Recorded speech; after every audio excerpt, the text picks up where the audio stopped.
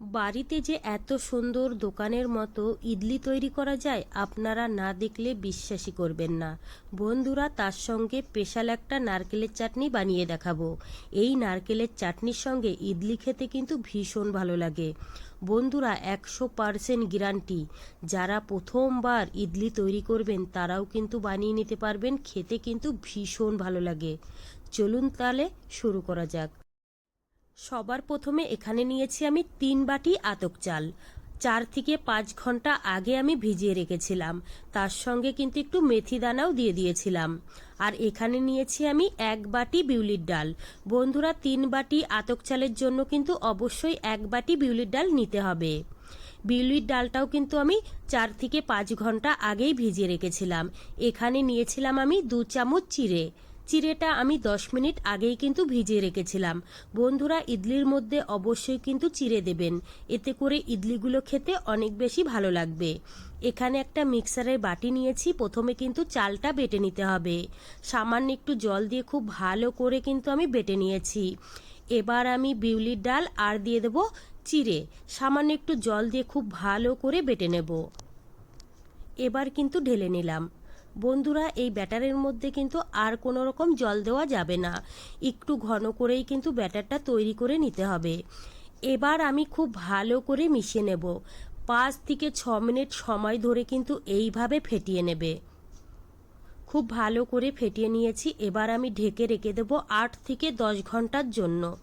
10 ঘন্টা পরে আমি ফিরে এসেছি। দেখুন বন্ধুরা, ব্যাটারটা কিন্তু ফুলে ডবল হয়ে গেছে। আর আপনারা দেখেই বুঝতে পারছেন ব্যাটারটা কতটা সুন্দর হয়েছে। এইভাবে ব্যাটার তৈরি করলে আপনারা কিন্তু এই ব্যাটার দিয়ে ধোসাও বানিয়ে নিতে পারবেন। এবার দিয়ে দেবো আমি পরিমাণ মতো লবণ। লবণটা দিয়ে খুব ভালো করে মিশিয়ে নিতে হবে। বন্ধুরা, আজকে কিন্তু আমি ইডলিগুলো বানাবো ইডলির কুকারে। তোমরা চাইলে কিন্তু বাটিতেও বানিয়ে নিতে পারো। আমার কাছে ইডলির কুকার আছে বলে আমি কুকারেই বানিয়ে নেব। এখানে আমি ইডলির বাটিগুলো নিয়ে নিয়েছি। এবার একটু ভালো করে সাদা তেল লাগিয়ে নেব। এইভাবে তেল লাগিয়ে নিলে কিন্তু খুব সুন্দরভাবে ইডলিগুলো উঠে আসবে। এবার কিন্তু 1 চামচ করে ব্যাটার দিয়ে দিতে হবে। সবগুলো বাটির মধ্যে কিন্তু আমি ব্যাটার দিয়ে দিয়েছি। বন্ধুরা, 10 মিনিট আগেই কিন্তু আমি কুকারের মধ্যে জল গরম হতে বসিয়ে দিয়েছিলাম। জলটা কিন্তু ফুটতে শুরু হয়ে গেছে। এবার আমি ইডলিগুলো বসিয়ে দেব। ঢেকে রেখে দেব 10 থেকে 15 মিনিট। এই দিকে কিন্তু একটা স্পেশাল নারকেলের চাটনি বানিয়ে নেব। নিয়েছি এখানে একটা মিক্সারের বাটি। বাটিতে নিয়ে নেব প্রথমে নারকেল। এবার দিয়ে দেব ঝালের জন্য 3টে কাঁচা লঙ্কা। আর দিয়েছি এখানে ধনেপাতা। দিয়ে দেবো পরিমাণ মতো লবণ। আর দিয়ে দেবো সামান্য একটু লেবুর রস। বন্ধুরা, নারকেলের চাটনিতে কিন্তু অবশ্যই লেবুর রস দেবে, এতে করে চাটনিটা খেতে কিন্তু অনেক বেশি ভালো লাগে। এবার একটু জল দিয়ে খুব ভালো করে বেটে নিতে হবে। তোমরা চাইলে কিন্তু এইভাবেও ইডলির সঙ্গে খেতে পারো। আমি কিন্তু একটা তড়কা দেব। এই তড়কাটা দিলে কিন্তু এই চাটনিটা খেতে অনেক বেশি ভালো লাগে। আমি এখানে 2 চামচ মতো গরম তেল নিয়েছিলাম। দিয়ে দিলাম কালো সরষে আর দিয়েছি কারি পাতা। এবার আমি তড়কাটা দিয়ে খুব ভালো করে মিশিয়ে নেব।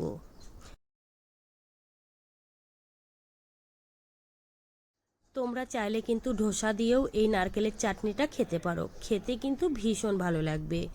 আর এই দিকে কিন্তু 15 মিনিট হয়ে গেছে। দেখুন বন্ধুরা, ইডলিগুলো কিন্তু খুব সুন্দরভাবে হয়ে গেছে। এবার আমি গ্যাস অফ করে নামিয়ে নেব। তারপরে কিন্তু ঠান্ডা হওয়ার জন্য রেখে দেব।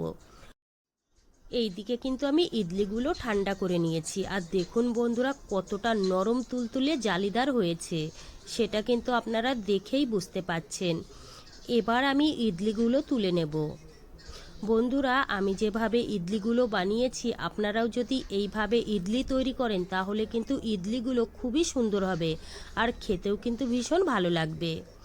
কথা বলতে বলতে কিন্তু আমি ইডলিগুলো বাটির থেকে তুলে নিয়েছি। এবার একটা প্লেটের মধ্যে সাজিয়ে নেব। বন্ধুরা, এইভাবে ইডলি তৈরি করলে আপনারা কিন্তু কখনো আর দোকান থেকে ইডলি কিনে খাবেন না, আমি এটা কথা দিয়ে বলতে পারি। এই নারকেলের চাটনির সঙ্গে ইডলিগুলো খেতে কিন্তু ভীষণ ভালো লাগে। এবার একটা ইডলি আপনাদের আমি ভেঙেও দেখিয়ে দেব। তো বন্ধুরা, আমার রেসিপি কেমন লেগেছে কমেন্ট করে কিন্তু অবশ্যই জানাবেন। ভালো লাগলে প্লিজ আমাকে সাপোর্ট করবেন।